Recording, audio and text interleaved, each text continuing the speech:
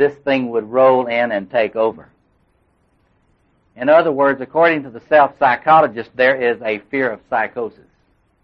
When you see someone who is very meek and self-effacing, I have no self-esteem, don't say anything good about me, don't compliment me, for God's sake, don't notice me.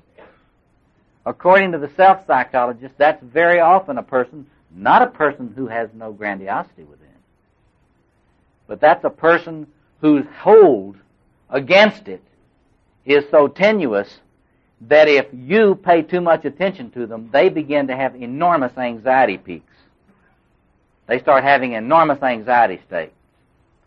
You may have noticed that some people you will try to compliment, and they will push it away. They do not want to hear it at all.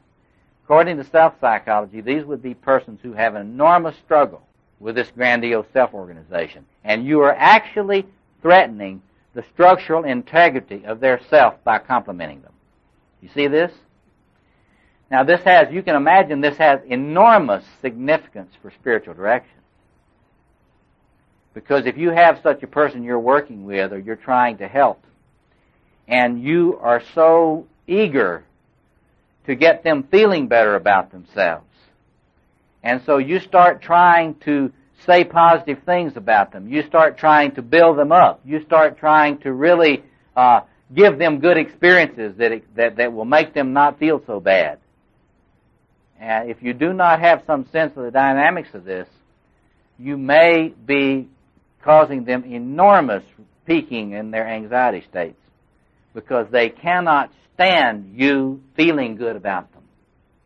And one of the things that you as a spiritual director or a helping person, once you understand this type of thing, you will know that you must be careful about overstimulating this grandiosity until the person can gain gradually greater and greater a sense of themselves, their own self-structure, so they can stand it. Now, this is interesting in the light of our discussion about doing something with Satan. That is to say, the redemption of that element, if that's an element in the psyche, that exhibitionistic part, can't be fast. You've got to let that capacity to be seen as beautiful, grow very slowly. It can't be fast, or it threatens the person with the disintegration of their self-structure. Now, this helps us to understand a lot of behaviors which are puzzling to us. A lot of creative personalities, you may have noticed, self-destruct when they get successful. You may have noticed successful actors, successful artists, successful musicians who either commit suicide or drink themselves to death or die young with drug overdoses. According to the self-psychologist, this happens when people get too much attention. The success overstimulates them.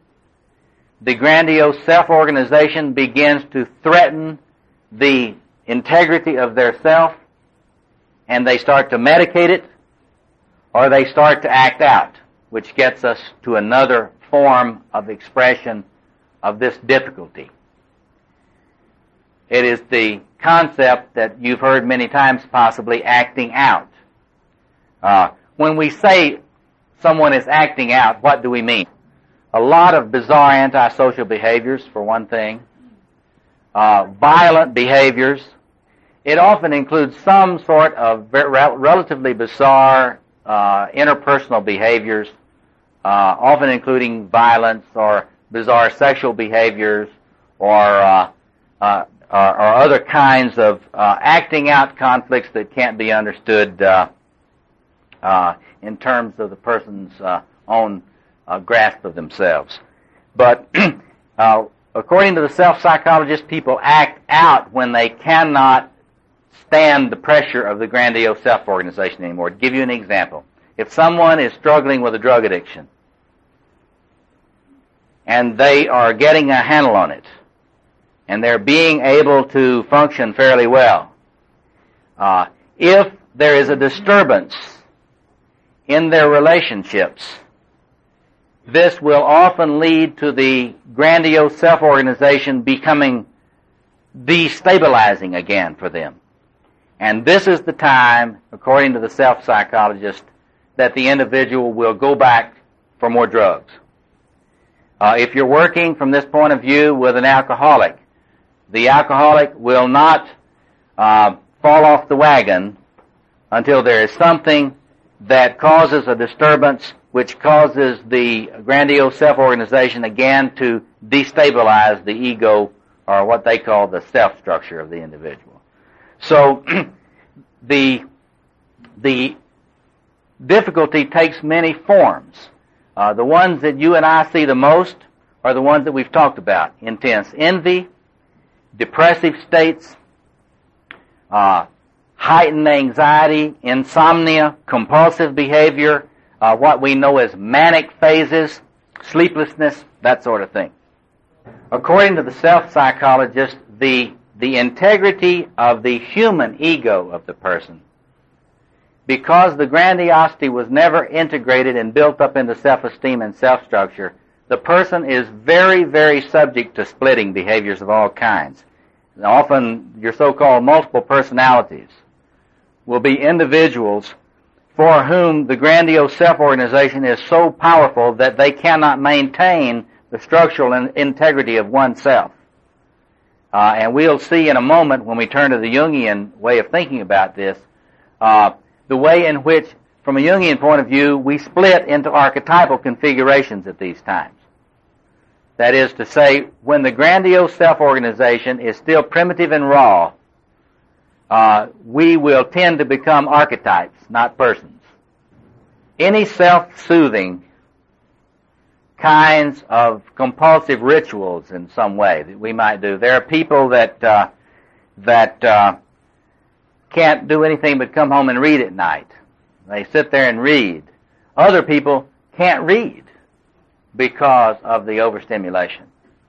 One of the things that we do in self-psychological treatment of persons is to help them recognize when their grandiosity is becoming overwhelming. See, you begin to help the person tell when they're getting to the point that they're about to come apart. Let me just say a word about their view of how this is healed, the self-psychologist's view of how this is healed. Very simply, the person gets into therapy with an analyst who understands this business. The analyst tries to provide for the individual a mirroring of this grandiosity, an attunement to the grandiosity, a non-attack on it. You try to welcome the awareness of this grandiosity into the consulting room. Very interesting. The therapist tries to help the person get in touch with an awareness of these grandiose feelings. In other words, it's not good for them to stay out of awareness, because if they're out of awareness, you can't do much about them. So the therapy proceeds in trying to help the individual become more aware of this grandiosity and of finding ways to be more accepting of it and to be able to deal with it in constructive ways, to get the energy. Now get this sounds familiar to Jungians, doesn't it? There is energy in that grandiosity. There is energy for life. This is what I was thinking about when John was talking about the energy for life. There is energy for living in that grandiose self-organization. And because of the failures in parenting, that person has never been able to plug in to that grandiosity in an adequate way, and to have that grandiosity fuel their life with zest and vitality and energy toward actual human endeavors, toward realizable human ambitions, and that sort of thing. And so what the self-psychology therapy tries to accomplish is helping the individual not to feel bad about their grandiosity. That's not the idea at all. It's really kind of amusing. You try to help the person feel good.